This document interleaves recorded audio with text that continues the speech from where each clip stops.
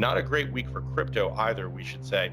Bitcoin looks like trading here at 45,712. That's off about 1% on the day. Hey, take a look at Bitcoin pulling back today, but holding above that 36,000 level. Bitcoin, though, down 37% over the past month. And our resident Bitcoin baller. Ethereum now is following Bitcoin's pattern in 2017. Bitcoin now is following Bitcoin 2013. Solana's following Ethereum in 2017. It's weird. They're all so similar to previous network effect. When we look across the week here, it's not been a great week for stocks. S&P down 1.3%. The Dow Jones Industrial Average down 1.8% on the week. NASDAQ off 1% on the week. Not a great week for crypto either, we should say. Bitcoin looks like trading here at 45,712. That's off about 1% on the day, about 9% on the week. Still up fractionally on the month, about 0.15%. Year to date up 57%, and for the year up 340%. Obviously considerable gains if you got in at the beginning of the year. Same story actually when we look at Ethereum, off on the day about 3%, trading right now at 3,320.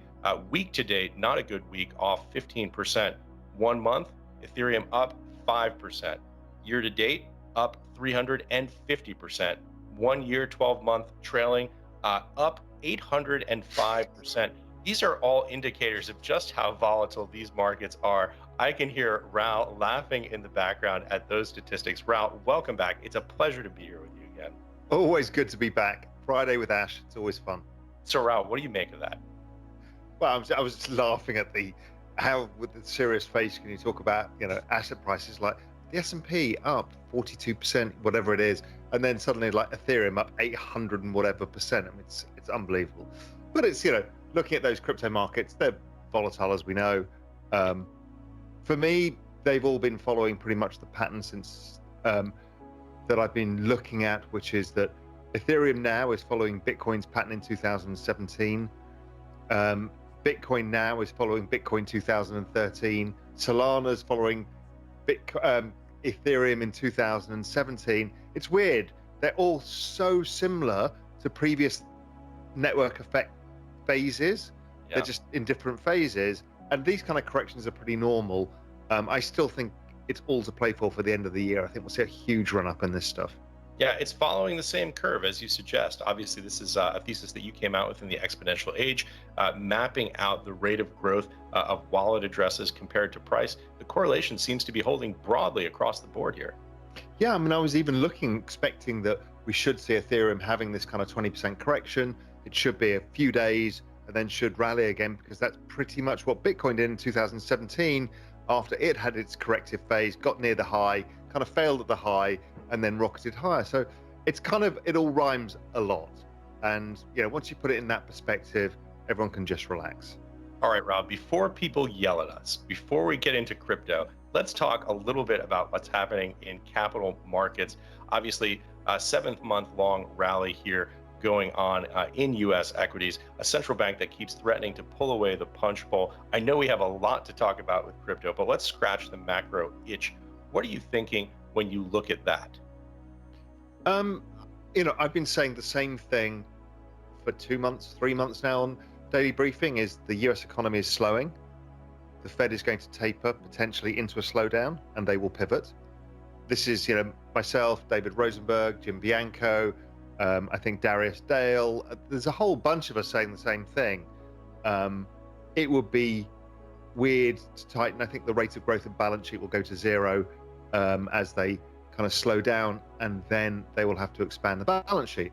I look at the Citibank Economic Surprises Index, also known as the SESI, and I've been talking about this for a few months now, saying it's going to cross zero, and that means that the economic indicators are coming out, economic data is coming out weaker than forecast. Other than that, it's non-correlated, except for the fact that they are correlated to the expansion of the Fed balance sheet. That's not because suddenly people in crypto are being given money by the Federal Reserve and they're all putting it into crypto. It's none of that. It's because they're devaluing the denominator, which is the value of fiat money. So all of these things look like they rise in price. Overall, no correlation, which is why it's such a beautiful asset to own. I think somebody said today that if you'd started the beginning of the year with 1% in Solana and 99% in the S&P 500, you currently have something like 50% Solana, 50% S&P 500. That's diversification. Crypto overall is probably in the space an 80% volatility asset. So therefore, if the S&P is a 10 vol asset, this would be the equivalent of, you know, a very insignificant 1.5% move in the S&P.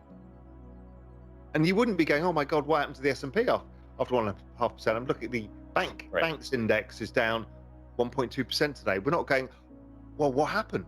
It's like, it's just market noise. But sooner or later, we'll be able to have that kind of zero knowledge proof identity system that crypto brings about that allows us to say, yes, you can have my data in exchange for either the service you're giving me or money. You know, if you're going to use this and you're going to get money for it, you're going to pay me some. So it is going to change, and there will be a battle between those who want privacy and those who want the data, much like there's a battle with cybersecurity and all of this stuff. It's all part of this big digital world. But gold has a habit of doing this. It's disappointing until it's not. It's like those buses. Gold buses all come at once, and then it shoots up another 50% and then calms down again for ages.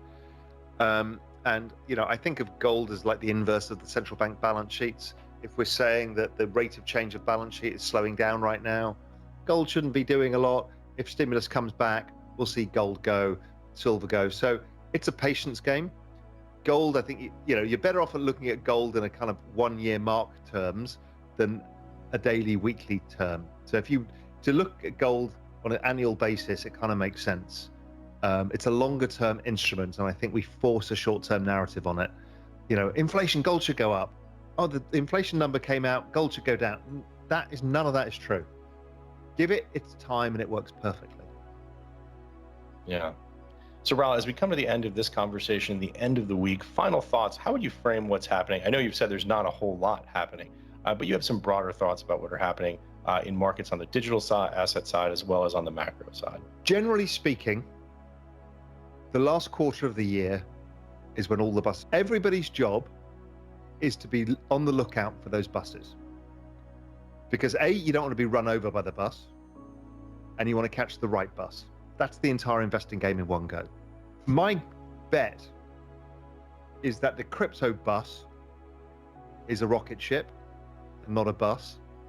And this last quarter will be extraordinary.